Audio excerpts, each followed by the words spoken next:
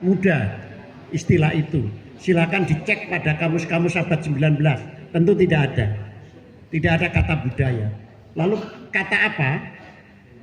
Sebenarnya di dalam bahasa Jawa kuno, nanti Pak Dwi Cahyono yang lebih ahli, itu untuk mewakili seluruh kegiatan yang kita sebut budaya, itu istilah yang dipakai bahasa.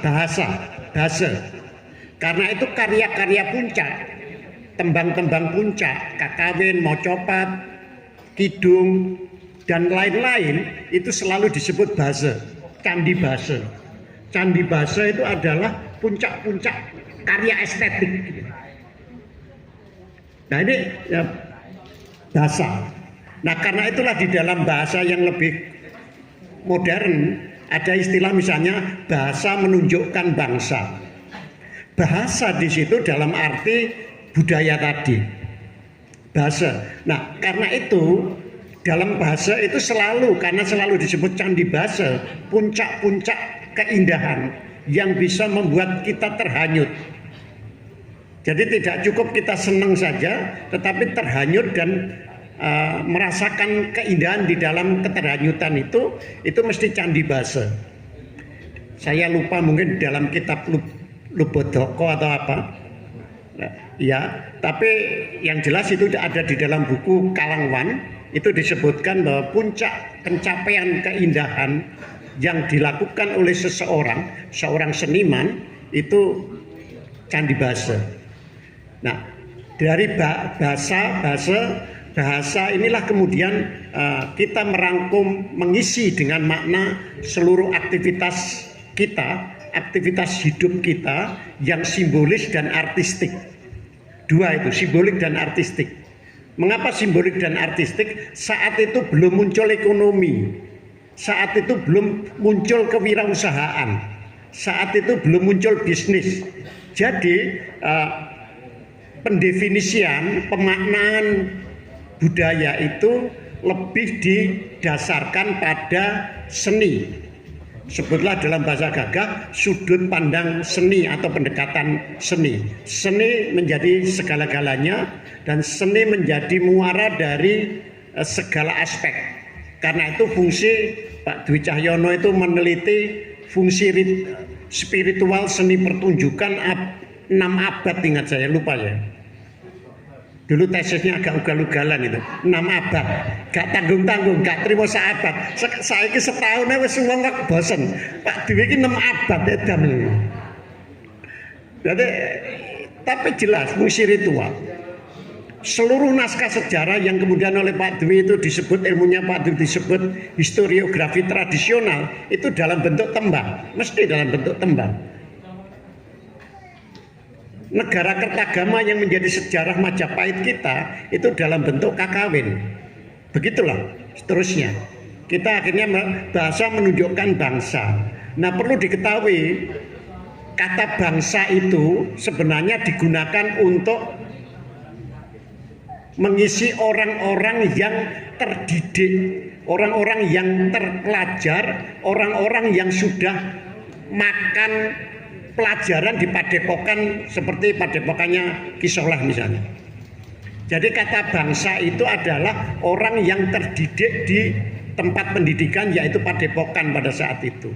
Nah karena itu kalau kemudian sekarang banyak digunakan oleh para pemimpin bangsa kita, bahasa menunjukkan bangsa sebenarnya pada saat itu adalah kebudayaan mencerminkan keterdidikan, keterpelajaran seseorang. Keterbelajaran, keterdidikan ini artinya menguasai seni dan menguasai apa yang terdapat di dalam seni. Itu kalau kita ingin melakukan. Oleh karena itulah para hadirin, pada awalnya kebudayaan itu selalu dimaknai dekat dengan seni. Jadi tidak salah juga, tetapi bukan seni pertunjukan. Segala bentuk seni itu kemudian seolah-olah kebudayaan, karena ceritanya begitu. Nah, bangsa. Lalu mari kita meloncat ya. Kemudian kita dijajah atau kita kedatangan banyak bangsa, antara lain adalah bangsa Eropa. dan bangsa Eropa membawa istilah culture. Culture itu sebenarnya kan artinya mengolah tanah.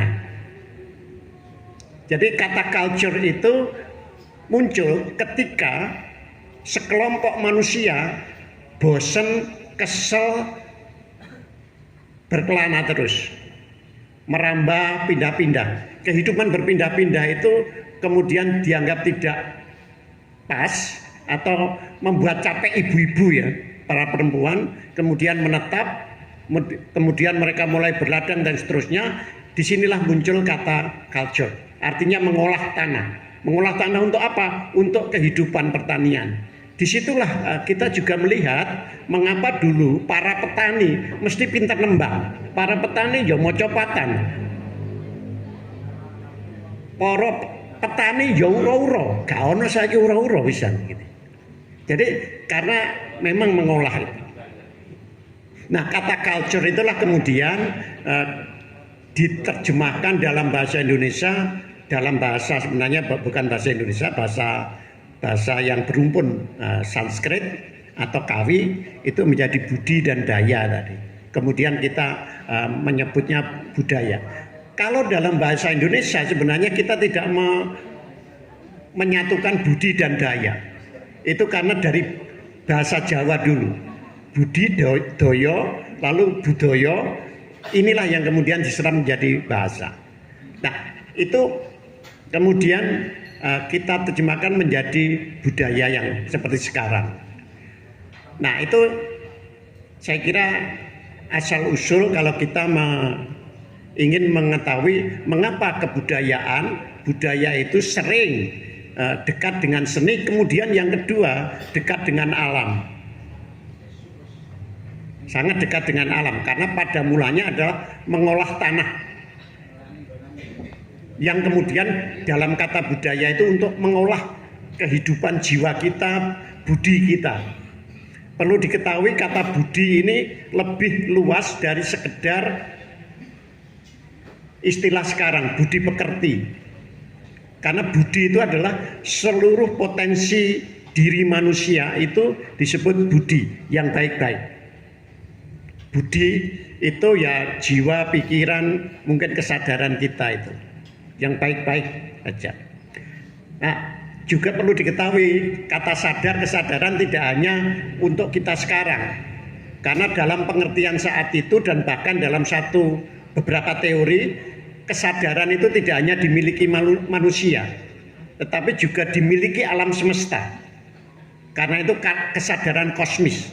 Kalau kita belajar ilmu, ada yang disebut panpsikisme, itu percaya bahwa kesadaran tidak hanya dimiliki manusia, tetapi juga makhluk-makhluk lain selain manusia dan juga alam semesta ini.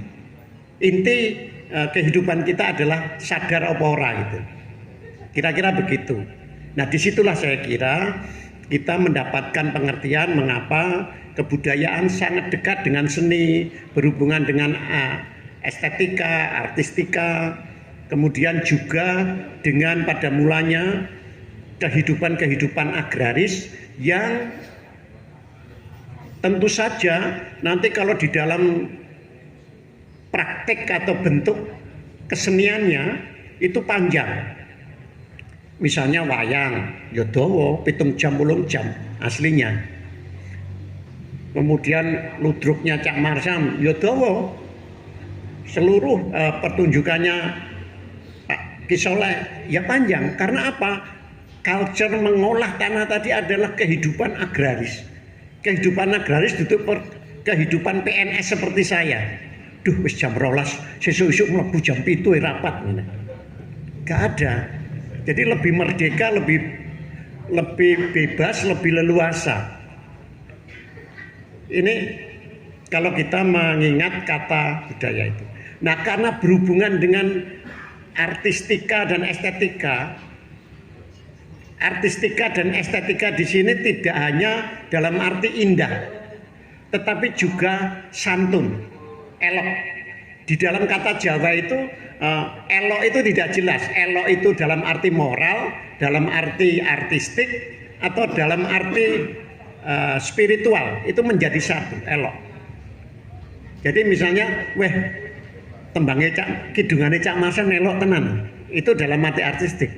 Wah, tumindake ra elok belas, itu moral.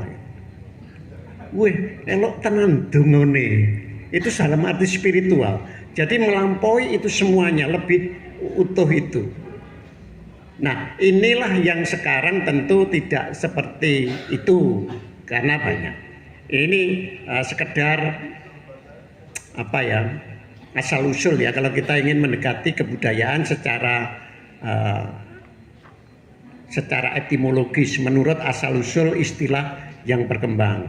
Nah, karena tadi bahwa yang disebut budaya itu dekat dengan seni artistik dan estetik tadi, berarti yo elok, yo apik, yo bener gitu. Maka kebudayaan itu dulu artinya selalu normatif, idealis. Normatif itu pokoknya sing diarani kabudayan ya mesti apike. Jadi kebudayaan selalu bermakna hal-hal yang baik, hal-hal yang spiritual, yang moral, yang filosofis, yang indah atau yang estetis di dalam lingkungan kehidupan kita. Jadi pengertiannya kalau teknis itu normatif. Pokoknya kebudayaan itu selalu dikesani api. Baik. Tetapi kemudian berkembang. Ini zaman berubah, tentu berubah juga.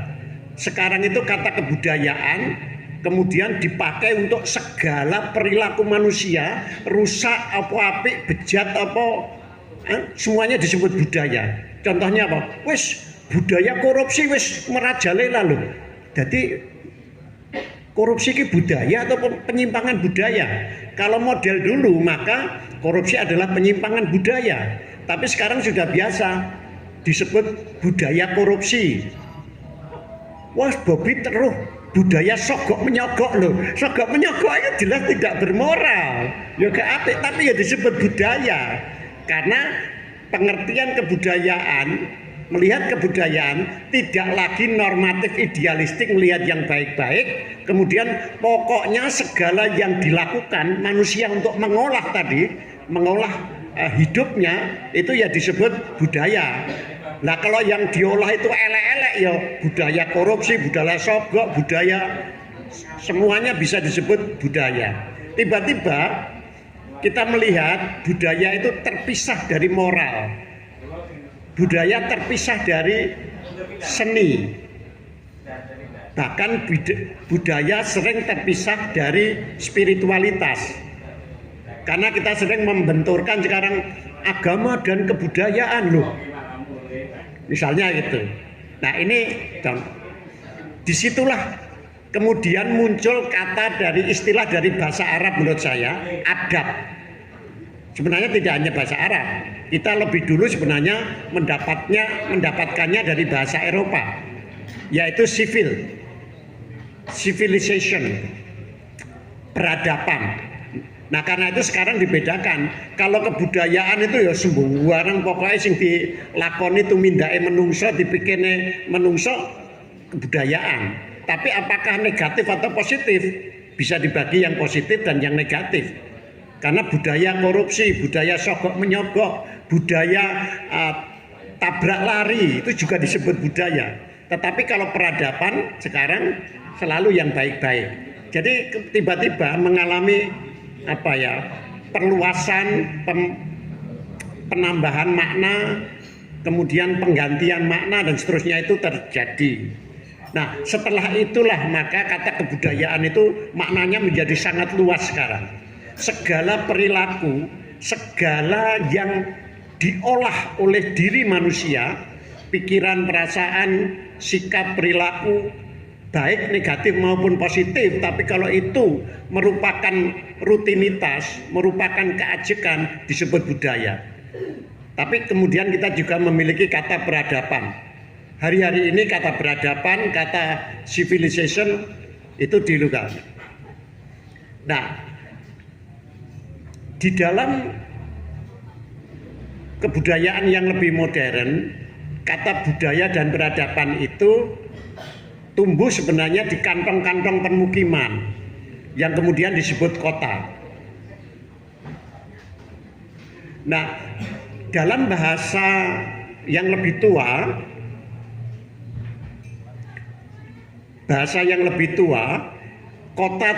kota yang beradab, jadi kota yang memiliki sivil, itu kota yang beradab, kota yang memiliki budaya, kota yang berbudaya, itu kemudian disebut polis itu ya, polis. Karena itu ada istilah metropolis, tapi jauh sebelumnya itu ada polis. Mungkin kalau di Jawa itu perdikan ya, kota wilayah-wilayah yang merdeka. Nah, izinkan saya mengingatkan, karena polis itu adalah kota, maka yang menjaga kota itu agar tetap beradab, agar tetap memiliki budaya yang positif, itu ada penjaganya. Penjaganya dua. Yang satu ada di sini, polisi gitu.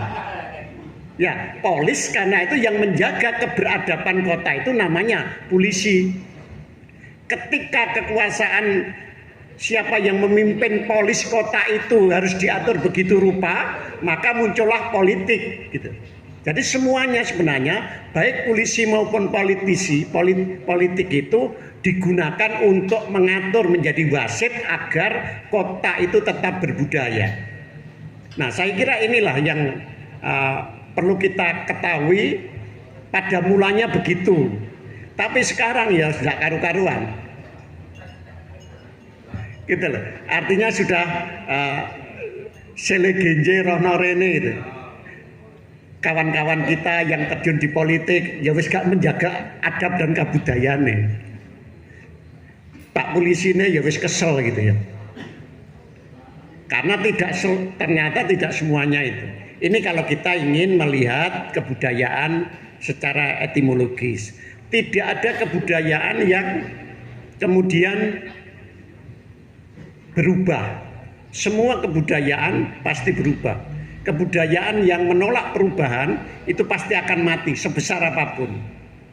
Nah, Indonesia ini sudah menjadi bagian dari wilayah dunia yang kebudayaannya tumbuh berkembang mati tumbang, tumbuh berkembang tumbang, tumbuh berkembang tumbang, tapi juga menumbangkan kebudayaan yang lain.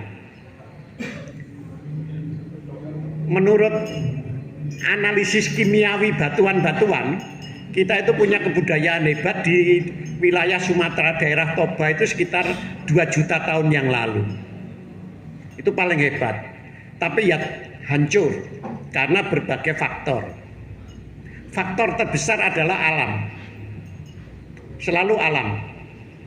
Nah, kemudian mari kita lebih dekat lagi. 80.000 tahun yang lalu kita memiliki peradaban yang sangat tinggi, yang sangat hebat, yaitu peradaban Toba Tua. Tapi Gunung Toba Tua kemudian meletus. Seluruh Asia Tenggara ini punah. Dan kita pun mungkin bukan generasi sebelum Toba. Karena 80.000 tahun yang lalu Gunung Toba Tua meletus, semua kehidupan hancur, bahkan Eropa mendingin dan sebagian besar makhluk hidup atau manusia di Eropa pun tumbang dan punah. Setelah itu baru tumbuh. Itu Toba Tua. Toba Tua itu akhirnya letusannya mendingin karena bumi mendingin. Akhirnya yang terakhir tidak meletus jadi Pulau Samosir itu. Gunung Danau Toba yang panjangnya 118 km, jadi dawane 89 mian. Blitar Surabaya itu sebenarnya kaldera Gunung Toba Tua yang tidak siap meletus. Nah, ini kemudian membentuk peradaban kita yang sekarang. Itu pun tidak silih berganti. Ini kalau kita melihat ya, selalu saja ada perubahan. Nah, saya menyebut Toba Tua karena kebudayaan itu biasanya hancur bukan oleh tangan manusia, tapi oleh alam, di mana-mana oleh alam. Jadi 80.000 tahun yang lalu. Peradaban Bojo Bima itu hancur, hilang karena letusan Gunung Tambora. Kemudian peradaban-peradaban di tempat kita termasuk Majapahit juga salah satunya alam sebenarnya, bukan ulah manusia. Dimanapun saya kira juga begitu. Kalau kita mau menengok mengapa ya kehebatan kebudayaan yang dipelajari Pak Lulut ini hancur juga. Misalnya Yunani, Romawi yang hebat, itu karena alam juga. Para hadirin kalau pergi ke kota tua, kota warisan Yunani abad ke-5 sebelum Masehi, Efesus itu, kira-kira Efesus itu koyok nanti ya, gubuk lakah ngadas lah. Kira-kira seperti di gubuk lakah ngadas itu hancur karena letusan 2 gunung. Meskipun sisa-sisanya masih ada sampai sekarang. Nah ini kebudayaan yang selalu silih berganti, dimanapun yang tidak mau berubah pasti akan berganti. Nah oleh karena itu kebudayaan tidak mengenal keaslian. Orisinalitas kebudayaan itu sebenarnya sangat bermasalah. Tetapi setiap kebudayaan dalam istilah modern itu otentik ya, memiliki otentisitas. Wayang Jawa itu ya khas gitu. Jadi ini karena olahan-olahan setempat yang begitu bagusnya. Ini satu. Ya. Nah, kalau yang kedua dari pendekatan akademis, wis gak usah dieling-eling. Terlalu banyak ahli yang mengatakan mendefinisikan kebudayaan dan yang mereka anggap paling baik. Itu jumlahnya 280 itu. Iku sing ahli terkenal di dunia ya, turun ahli terkenal di Indonesia dan seterusnya. Jadi daripada ngeluh ya wis nggak usah lah. Tapi intinya gini, ada dua cara akademis atau ilmiah orang-orang kampus, katanya pakar, apa-apa digawe sukar gitu. Tadi digayang-ngel, sing barang gampang yang pertama tadi kan gampang, digayang-ngel gitu. Intinya mereka mendefinisikan kebudayaan adalah seluruh kompleksitas kehidupan kita yang telah kita hasilkan, baik kita pikirkan, kita rasakan dan kita lakukan. Itu kebudayaan. Sehingga kebudayaan itu gak jelas. Tidak ada yang tidak kebudayaan. Kabeh semuanya kebudayaan.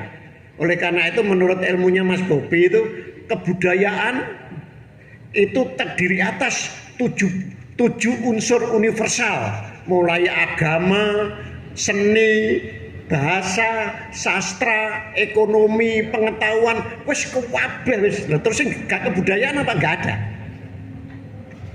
Semuanya kebudayaan. Di Indonesia itu dibawa oleh almarhum Profesor Kunchoro Ningrat, memang begawan antropologi Indonesia.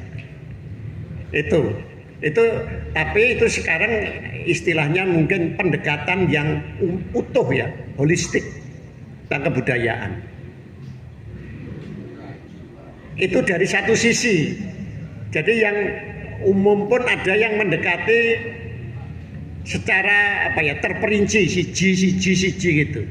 Nah, makanya kita ingat, ini langsung saja meloncat. Undang-undang Pemajuan Kebudayaan. Kabeh gak kumanan lek digelemen. Dokter ya gak kumanan, ekonom gak kumanan, kudu awake dhewe kabeh sing ngurusi. Karena 10 objek pemajuan kebudayaan aja wis sapa pakai gak karuan. Sapa sing ngurusi agama tradisional ini? Iki para kiai, apa pendeta, apa awake dhewe. Jadi semuanya tuh bahasa. Nanti ahli-ahli bahasa marah-marah. Jadi 10, ada lagi olahraga tradisional. Nah, kalau itu kebudayaan maka kita juga yang harusnya mengurusi. Tapi mesti kok koni muring-muring ya. Lho iku jatahku rek wekku rek. Iku ahli olahraga itu. Kormi, apa itu kormi kok? Komite Olahraga Rakyat rekreasi masyarakat Indonesia. Lho iku jatahku iku. Lho iku kebudayaan ana nek objek pemakzulan lho. Jadi gitu, karena kemudian semuanya, seluruh kompleksitas kehidupan kita disebut kebudayaan. Inilah yang disebut sering pendekatan umum atau holistik utuh seluruhnya kebudayaan. Tidak ada yang bukan kebudayaan. Bahkan kemudian dijajar-jajar lagi. Tadi ada pendekatan analitis yang membagi-bagi jadi 7 tadi. Sama undang-undang kebudayaan juga begitu. Jadi 10. Ada lagi yang membagi menjadi yang sering disebut lapisan seperti bawang. Lapis yang paling atas sering disebut budaya material. Jadi kayak makan, kuliner, ekonomi, dodolan, itu ya kebudayaan. Namanya kebudayaan material. Kemudian teknologi, teknik, pertukangan, bangun, itu ya kebudayaan, sering disebut kebudayaan material. Nah kemudian lebih dalam lagi sopan santun, tepo seliro, gugur gunung, gotong royong yang lain itu juga disebut kebudayaan yang sering disebut dimensi sosial kebudayaan. Basa-basi, jagongan, petan-petan itu ya kebudayaan. Rasan-rasan justru di dalam buku Noval Yuval Harari, The Brief History of Humankind itu disebutkan kebudayaan itu berkembang berkat gosip, berkat rasan-rasan dan jagongan. Karena itu, ini mumpung menceng ya, mumpung menceng.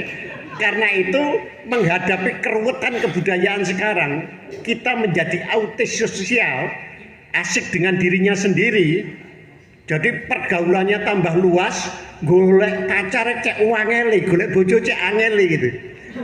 Itu ada seorang ahli komunikasi namanya Sherry Turkle mengusulkan resep untuk mengatasi kebuntuan komunikasi zaman serba digital ini adalah banyak-banyaklah rasan-rasan dan jagongan. Artinya dalam bukunya ini Reclaiming Conversation in Digital Age gitu. Aslinya bukunya itu terbit tahun 2022. Jadi resep untuk kebuntuan sosial, kekacauan sosial tekan ngendi-ngendi tapi tetap saja ada budenya, Pak D-nya lunga kaji sing dipeseni ya anu dongakno aku entuk jodoh ae ya gitu. Cek wangele gitu. Dulu kan gampang gitu. Nah karena itu disarankan, sarannya yaitu tadi reklamasilah percakapan di dalam hidup sehari-hari. Itu dalam bukunya Sherry Turkle, Reclaiming Conversation in Digital Age yang terbit tahun 2022, kalau tidak salah Routledge lah. Ya sudahlah nanti tambah melenceng ini. Ya tapi itu kebudayaan sosial, termasuk etika sosial. Nah, etika sosial kita itu ya, kebudayaan sosial kita itu ibaratnya runtuh itu. Orang Indonesia itu, misalnya bagi saya itu ya, tempat paling berbahaya di muka bumi Indonesia ini jalan raya bagi saya. Wes medeni banget itu. Nah, karena apa? Ya karena etika sosialnya sudah nggak ada. Jadi unsur-unsur tepo seliro, santun sosial, pangerten itu semuanya tidak ada. Ini di lapisan sosial. Baiklah itu saja. Banyak yang urusan kita. Lalu ada lapisan yang paling tinggi, paling dalam yang disebut lapisan simbolik. Nah, lapisan simbolik inilah tempatnya seni, mitos, pengeramatan tertentu itu di wilayah itu. Di dalam teori ini diakui manusia tidak dapat hidup tanpa simbol. Manusia tidak dapat hidup tanpa mitos dan tanpa yang disebut kosmologi, keyakinan, kepercayaan. Nah karena itu mohon maaf, Ini mungkin seloroh, tapi yang mengungkapkan adalah tokoh terkenal di dunia, sejarawan dunia yang sekarang sedang jadi idola dunia ini kan Noval Yuval Harari. Hoax dan fake news atau kabar bohong yang kita percaya terus-menerus sebagai kenyataan, jangan-jangan 1000 tahun akan datang jadi agama ini. Karena pada dasarnya kita tidak bisa hidup tanpa mitos. Apapun selalu ada mitosnya. Karena itu kekeramatan selalu akan kita ciptakan, berubah-ubah. Ini dimensi simbol. Dimensi simbol itu isinya makna. Kita bermakna apa enggak? Kita mungkin di kota, di mall nggak bermakna, tapi di sini bermakna. Itu makna hidup. Dari makna-makna ini timbullah nilai. Kita mencari nilai, mengembangkan nilai, sopan santun, tata caranya dan seterusnya. Ini kebudayaan dalam arti yang lebih utuh akademis. Nah, biasanya ini semuanya disebut pendekatan umum kebudayaan. Ada pendekatan khusus yang menyebut hanya dimensi simbolik saja, hanya simbol-simbol saja yang disebut kebudayaan. Yang selain itu tidak disebut kebudayaan. Nah, karena itu sering ada kebudayaan dan masyarakat, kebudayaan dan teknologi, kebudayaan dan ekonomi. Pasti yang bersangkutan mengartikan, memaknai kebudayaan sebagai sistem simbol tadi. Sistem simbol tadi isinya mitos, isinya kosmos, ya, keteraturan yang diyakini. Oleh karena itu ada yang percaya, silakan kalau yang tidak percaya, selamanya semodern apapun, semaju apapun, setinggi apapun pendidikannya, sekolah dimanapun, mau di Eropa, di Amerika, mitos itu tidak pernah akan hilang. Mitos, mitologi tetap akan lestari. Kalau ada mitos yang mulai diragukan, mesti akan muncul mitos baru. Misalnya kita Ki Ageng Gribek tidak dimitoskan lagi, kok mesti muncul yang ya segitu. Siapa tahu misalnya 10 atau bukan 1 abad lagi Kedung Monggo tidak lagi kan, jangan-jangan yang dimitoskan Pak Soleh gitu, Insya Allah gitu, bisa saja. Jadi karena orang tidak bisa hidup dalam mitos. Dalam mitos itu yang penting bukan benar tidaknya, tapi manjur apa tidaknya ini. Misalnya kok makame Sunan Kalijogo wakeh bener, sing bener sing ndi, nggak penting. Yang penting efektif apa enggak, membuat kita bersatu bersama, percaya memiliki arah apa tidak. 350 tahun penjajahan Belanda itu salah itu menurut sejarah. Belanda hanya menjajah kita 140 tahun sejak 1800. Karena yang sebelumnya adalah VOC. VOC itu ya seperti perusahaannya Lim Swillyong kan, seperti gudang garam gitu. Tapi kita menyatukan, pokoknya londo gitu. Padahal Belanda itu juga sempat dijajah oleh berbagai bangsa. Misalnya Perancis ya, Perancis pernah menjajah Belanda. Karena itu sering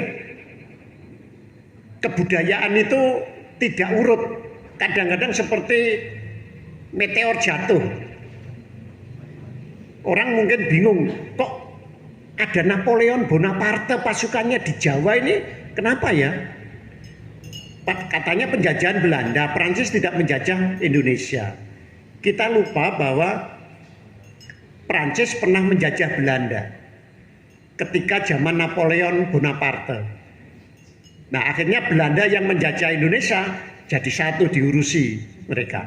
Itulah sebabnya banyak serdadu pasukan Napoleon Bonaparte ada juga di Indonesia. Ada teknologi militer yang juga masuk ke Indonesia. Jadi sering tidak urut begitu, tidak seperti gelombang.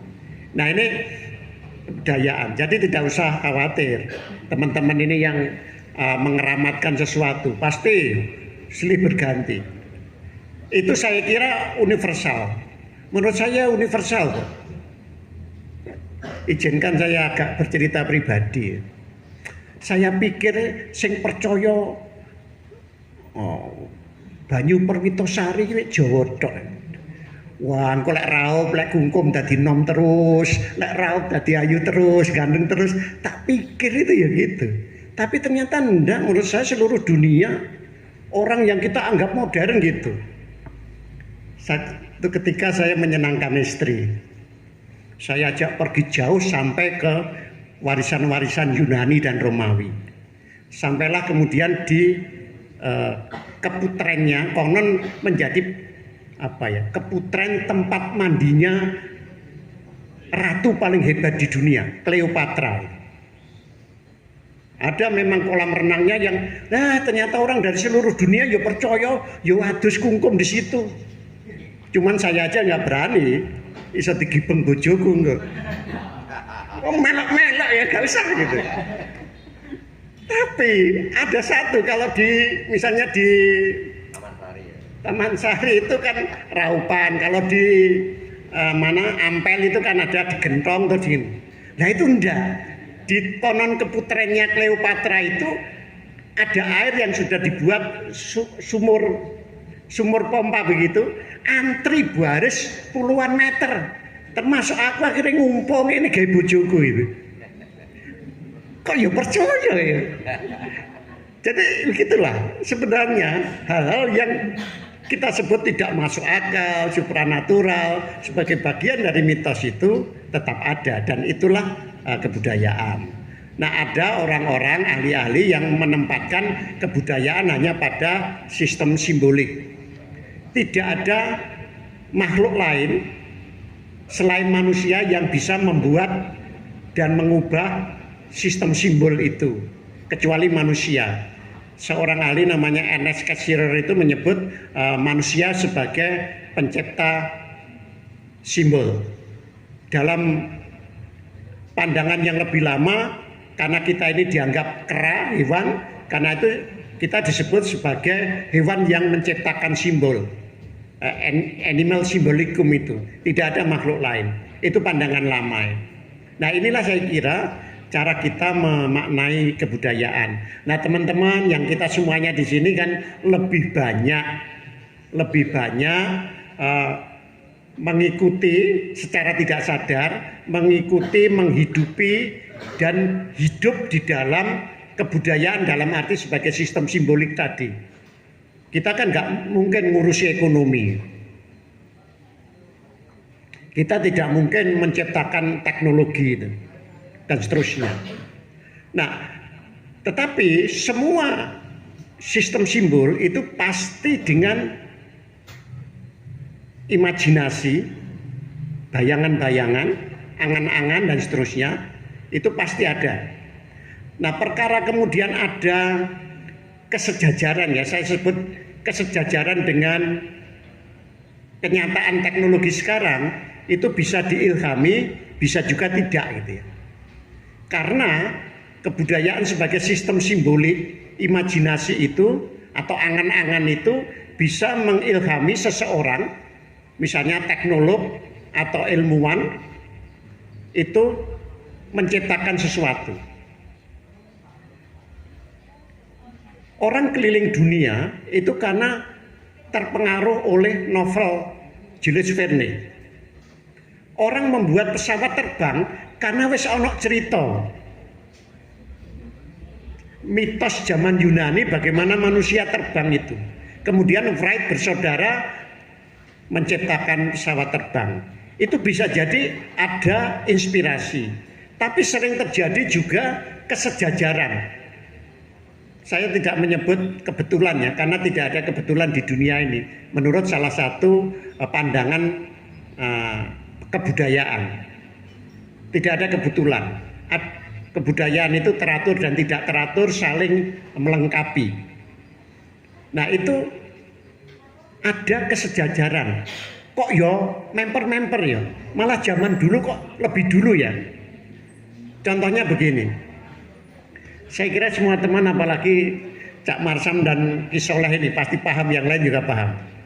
Kurawa, 100 Kurawa itu tidak dilahirkan gitu kan. Yang dilahirkan kan cuma yang ke-100. Yang laki-laki 99 itu tidak dilahirkan.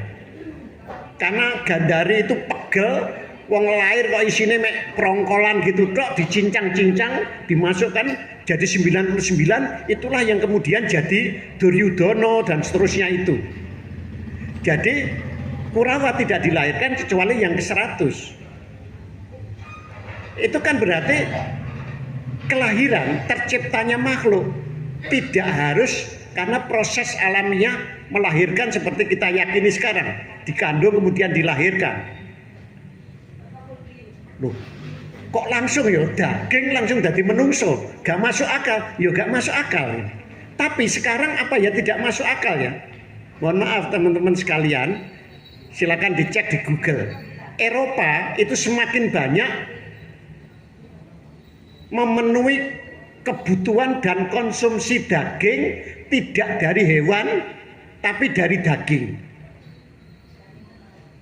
Karena para pecinta binatang, pencinta hewan itu marah atau protes. Orang-orang modern tidak berperi kebinatangan. Binatang itu juga stres kalau diancam disembelih terus dikonsumsi. Punya sistem kesadaran itu. Nah, supaya jumlah hewan itu tidak berkurang dan tidak punah, kemudian juga hewan-hewan itu yang ada tidak stres dan seterusnya, maka teknologi dan ilmu itu membuat cara tertentu, akhirnya sekarang ada konsumsi daging dari daging. Jadi semakin banyak, semakin diterima di Eropa terutama itu konsumsi daging yang berasal dari daging. Loh, lah podo koyo ceritanya Kurawa lah, wah Kurawa sekian ribu tahun yang lalu, karena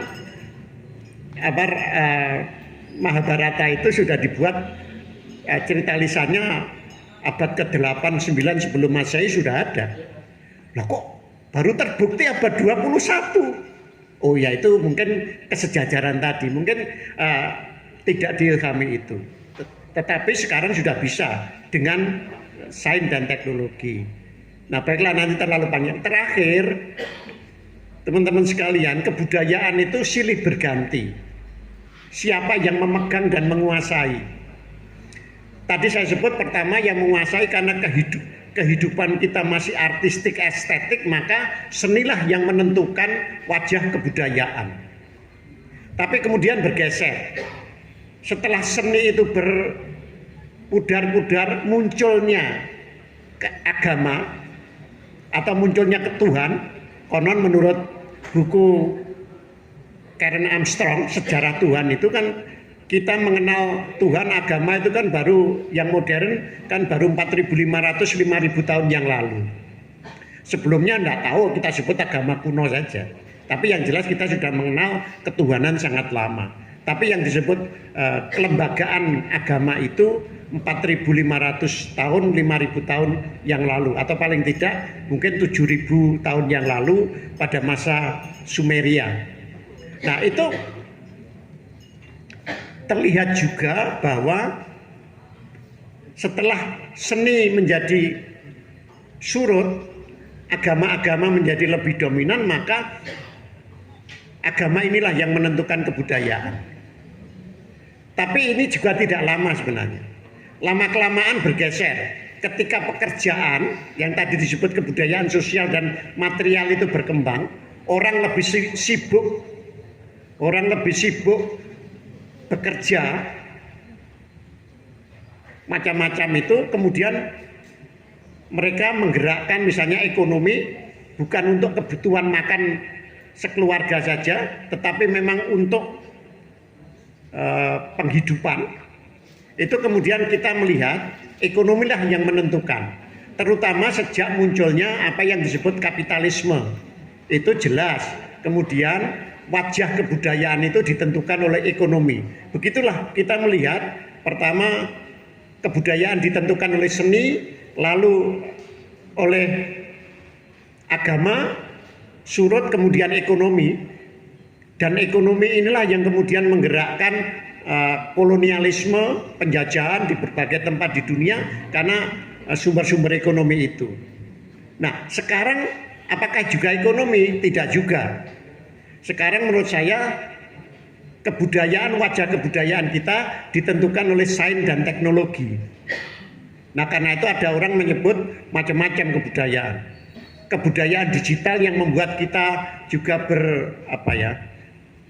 beruntung tetapi juga sekaligus buntung ini kan karena sains dan teknologi. Sains dan teknologi sekarang menentukan kebudayaan. Bahkan saya sering berseloroh kebudayaan kita sekarang itu dipimpin oleh sains dan teknologi. Meskipun juga belum tentu manjur ya. Belum tentu manjur. Artinya sains dan teknologi itu belum tentu membuat kita harus pasti sejahtera, pasti bahagia, kita harus menyesuaikan diri kembali. Nah, karena itulah saya kira kita harus waspada perubahan-perubahan ini agar kebudayaan itu tetap lestari. Nah, teman-teman sekalian, di Indonesia ini agak aneh ya menurut saya. Ketika suatu jenis kebudayaan itu yang lama menjadi lama karena datang yang baru, sering yang lama itu dianggap ketinggalan dan jelek. Contoh hari-hari ini orang sedang gandrung yang disebut kebudayaan digital. Kemudian kebudayaan sebelum ini dianggap tidak baik, dianggap ketinggalan, dianggap sudah kuno. Padahal di berbagai tempat itu bisa berjalan seiring. Contoh misalnya di Perancis dan di beberapa negara itu antara buku cetakan seperti ini dengan buku digital itu berjalan seiring. Nah, mestinya ini kita kan seiring, acara-acara ini digital juga seiring. Tapi sering juga kita anggap kemudian itu jelek, rusak, kemudian kita tinggalkan, kita memasuki yang baru dan kita bingung di dalamnya. Pada masa pandemi kita sudah merasakan itu betapa bingungnya kita. Inilah saya kira makna kita berbudaya. Nah, kita tidak pernah bisa tanpa berbudaya sekarang ini. Karena kita tidak mungkin lagi hidup di zaman sebelum katakanlah pra kebudayaan pertanian tadi. Kita tidak mungkin kembali ke kebudayaan berladang, kebudayaan merambah ya. Berkeliling, berpindah-pindah tidak mungkin lagi karena sistemnya sudah beda. Kita tidak punya hutan adat lagi. Kalau punya hutan adat kan kita keliling kemana saja boleh. Nah, kita sekarang, mohon maaf ini, teman kita Madura saja begitu di pinggir jalan, ini punya Tuhan, ini dianggap salah itu. Loh, ini tanah-tanahnya Tuhan, kenapa harus saya pindah itu? Tidak bisa, karena ada konsep hak milik. Nah, ini jadi kita tidak mungkin kembali ke yang lama sepenuhnya, kita harus beradaptasi. Nah, saya kira kesenian-kesenian yang kita hidupi ini juga harus beradaptasi juga. Jadi kalau ingin wayang semalam suntuk ya tentu berat, kita harus mencari waktu-waktu tertentu. Yang lain ya harus kompromi, bukan kompromi tapi ya tawar-menawar mana yang paling baik. Mungkin pada hari libur pertunjukan wayang itu yang semalam suntuk itu. Kan sekarang makin banyak cuti bersama misalnya para pekerja itu. Nah, itu difulkan untuk pertunjukan-pertunjukan itu. Intinya gitu. Nah, itu saya kira catatan yang penting. Catatan yang kedua, kebudayaan sekarang itu setelah digital itu kita merasa sedang kelelahan gitu ya, kelelahan kebudayaan. Saya ingin menyebut kelelahan kebudayaan, berkebudayaan modern tadi. Nah, sekarang mulai muncul lagi waktu-waktu luang. Jadi waktu luang, pemanfaatan waktu luang menciptakan waktu luang itu. Banyak sekarang bekerja itu, orang kerja itu makin dikurangi durasi waktunya. Sekolah juga begitu, untuk memberi kesempatan orang memiliki waktu luang untuk macam-macam lah. Perkara namanya healing, terserah saja, wisata dan seterusnya silakan. Sekarang itu ya kemudian semuanya jadi waktu luang kok. Setelah ada vacation, vakansi, Tiba-tiba sekarang juga ada staycation ya, alias doprok turon di rumah itu. Jadi memang orang selalu menciptakan tradisi-tradisi baru. Nah, mungkin catatan yang terakhir ini, kita sekarang terbiasa mendengarkan istilah kebudayaan massa, kebudayaan populer, dan kebudayaan adiluhung. Nah ini Ki Soleh, Cak Marsam dan lain-lain, kita semuanya ini selalu percaya kebudayaan adiluhung. Itu kebudayaan yang memang tidak dalam rangka, dalam konteks kepentingan-kepentingan di luarnya. Kepentingan di luarnya itu apa?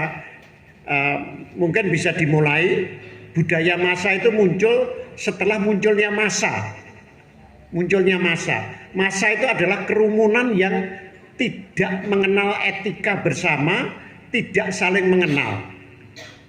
Jadi massa atau kerumunan itu misalnya sebelum ada fans itu ya, di Rampal ada pertunjukan dangdut itu massa itu, karena tidak saling mengenal, tidak punya etika, karena itu harus dijaga.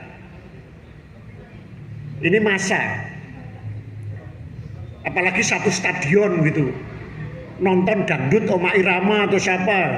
Kalau Coldplay kan nggak mungkin ya, pasti dangdut itu. Ini kerumunan, ini massa.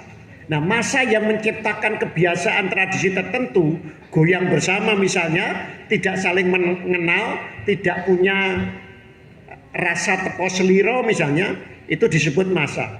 Budayanya disebut budaya massa itu. Nah, budaya massa ini biasa tumbuh ketika yang tadi kebudayaan ekonomi material itu mulai menggantikan kebudayaan yang dipimpin seni dan agama. Dipimpin ekonomi, orang capek kerja seharian di industri pabrik, capek perlu hiburan, hiburannya ya enteng-entengan saja, tidak perlu nembang, tidak perlu ngidung yang susah-susah. Yang paling gampang apa? Ya musik yang populer. Musik. Itulah yang kemudian disebut budaya massa. Jadi budaya massa hanya digunakan untuk melipur lara saja. Melipur lara, tidak lagi mencari makna hidup seperti tembang kidung kakawin yang luar biasa maknanya. Tidak perlu. Pokoknya merasa ayem, enteng, goyang, kemudian bisa tertidur, selesai. Perkara kenyataannya loh, iya, sak kamar koncoku telu, gantian gitu ya. Itu kalau di Eropa dulu kan begitu.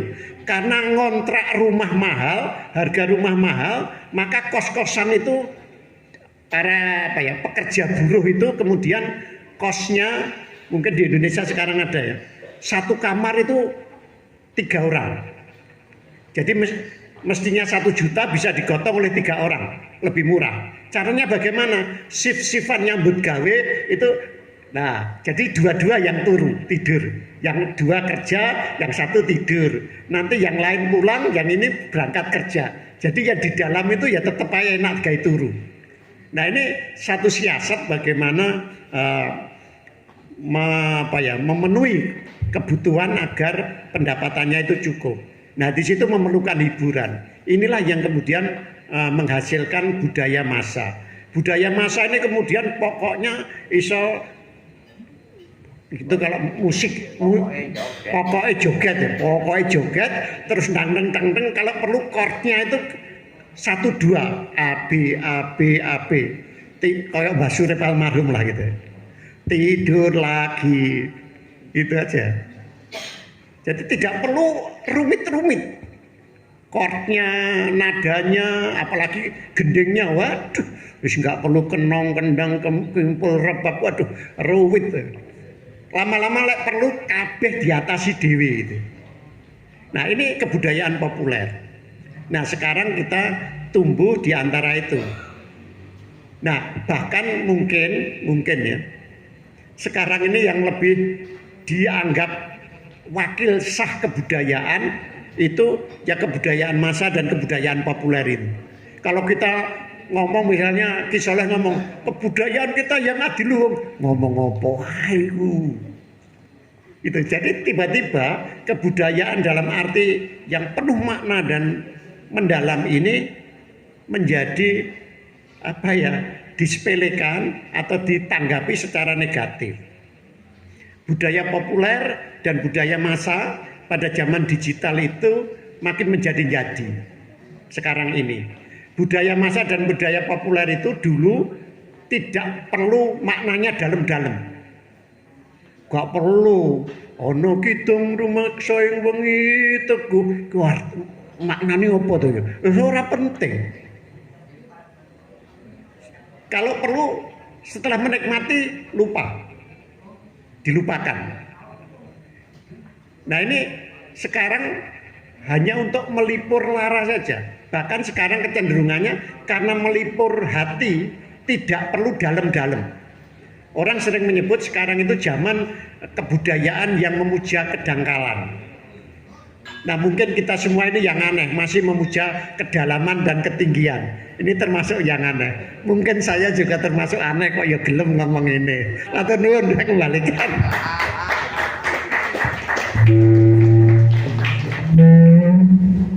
Cek.